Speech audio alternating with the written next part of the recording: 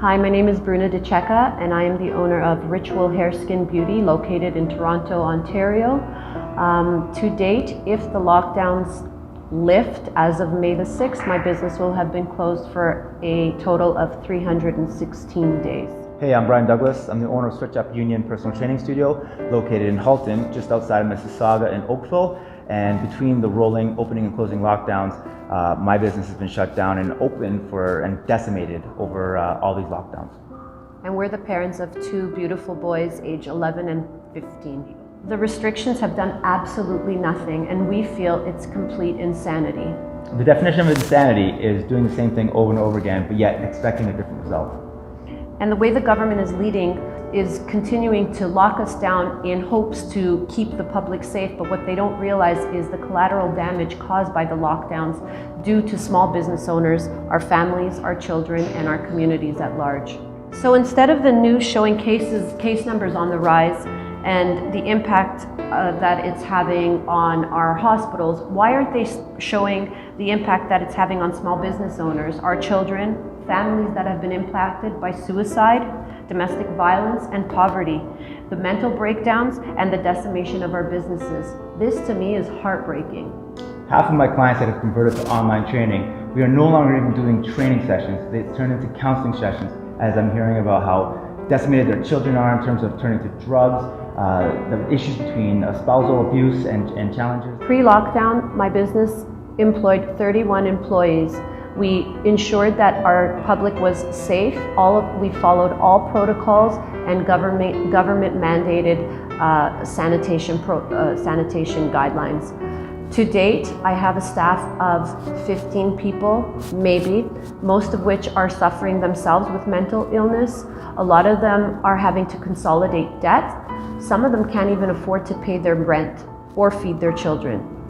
This to me is completely heartbreaking because as a leader to my team, my hands are tied in regards to what sort of support I can offer them. It's not just the decimation of small business, it's also the decimation of our communities, the mental health and well-being of our employees as well as our patrons. They reach out, they're helpless, they're hopeless, and they don't see an end in sight. They don't see a light at the end of the tunnel, and our government is doing nothing to foster hope in our communities. Right before COVID hit, I expanded my business, I purchased the building, and I had a team of 9 people. I'm now down to 2, myself included. Most of my employees, or my teammates, have gone to the underground market just to make ends meet, as CERB doesn't cover their bills, pay their rent, or else even put food on the table for them. Most of her employees as well are struggling and suffering with the same situation.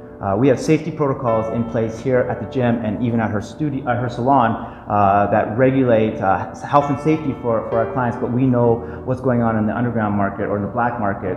These are not being followed. The most heart-wrenching part of all of this is the impact that it's having on our children.